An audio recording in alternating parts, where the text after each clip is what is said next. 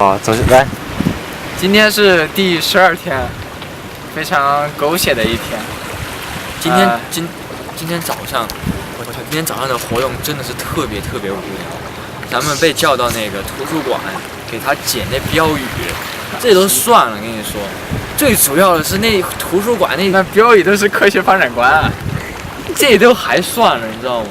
最严重的是什么？就是他们那里空气特别差，那简直是坐在那里都会流汗那种。然后早上去的人就比较少，然后我们就几个劳动模范率先到了图书馆。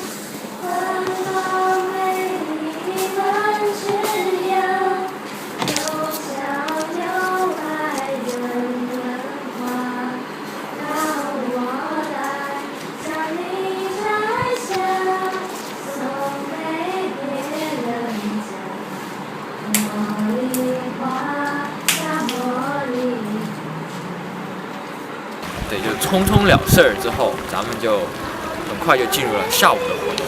下午的活动，哎呀，那叫一个振奋人心，那叫一个惊心动魄。开头很平淡，盼望很久的鱼钓终于要开始了，然后我们都坐了船的顶上来，然后这几天过得非常无聊，都让我们看死。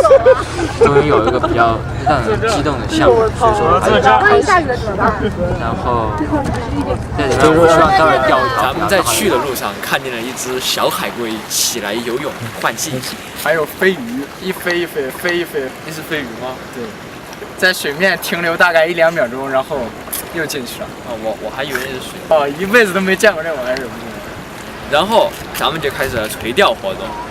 他们很多女生呢，他们是依靠着那些大叔，他们大叔的经验比较丰富，所以说他们就负责捞线啊，来鱼了他们就上去捞。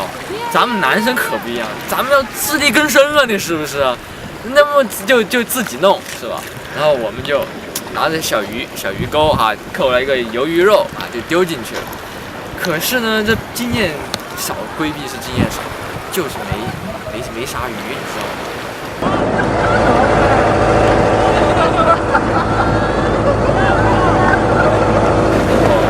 隔壁我旁边2个女生啊，一会儿上来，那人品爆棚啊！爆棚了，你知道吗？旁边一个左右分别拿了冠军，我左边这个是拿的最大鱼，右边这个是钓的最多的5条，我跟他人均2条5。对，然后就在结束的时候，我终于得了一条长得特别帅的鱼，然后他我一辈子都没捞到鱼，他就不输了哈。然后接着动人心魄的事来了，突然暴风雨给来了，我当时钓着就不对劲儿了，对，突然那边天咵一下黑了，当时我第一反应，所谓圣人之行多风雨啊，我们就走着就绕到那个暴风雨里面了。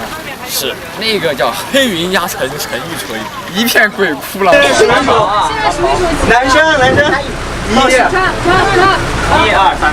4，1。我们试了3个棋了，应该没有问题吧？当时我第一反应就是想到的是那个叫什么《完美风暴》里面的。我的第一反应是让女生先走。哇，你真好吧？然后我在坐在那里的时候，因为线我刚刚钓上来就开始下雨了，所以说我还要负责收线。然后我就坐在狂风暴雨之中绞线，绞到后面全身湿透了，然后我才进去。但我觉得那会儿我真的是那种男性荷尔蒙爆棚，就觉得自己特别的那种铁血，什么屌丝，铁血真汉子，你知道吗？那是叫杠杠的。然后接着那闪电暴雨，你看那边都还在闪电，看对，一下闪一个，这你可想而知那风暴是有多强烈。然后回来路上那个风浪一直在摇滚，对，风浪特别大，然后整个船很多女生都受不了了，就开始各种吐，那种感觉，你没有经历过是绝对不会知道的。真的，就真是那种拍电影那种感觉，真的，你应该来体验一下。然后到后面雨小一点，然后大家就开始唱歌，唱着就要好很多。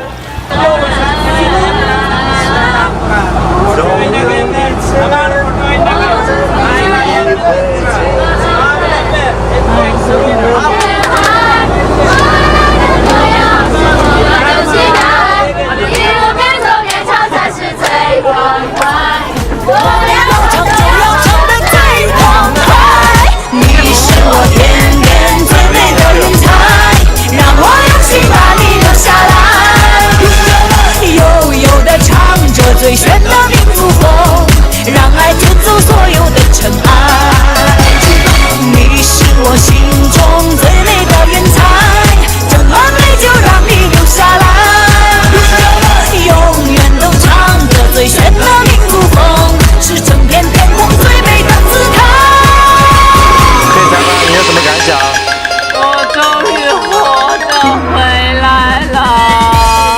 我终于看他们活着回来了。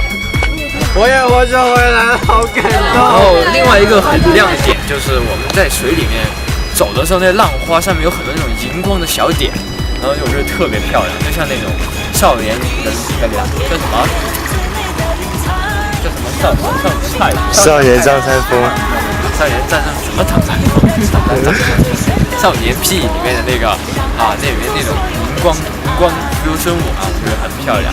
然后之后呢，就回来了，就继续我们男生寝室的实况生涯。差不多是这样的，差不多。唱着最炫的民族风，是整片天空最美的姿态。听见你心中那动人的天籁，就忽如一夜春风袭来，满面桃花开。我忍不住去唱，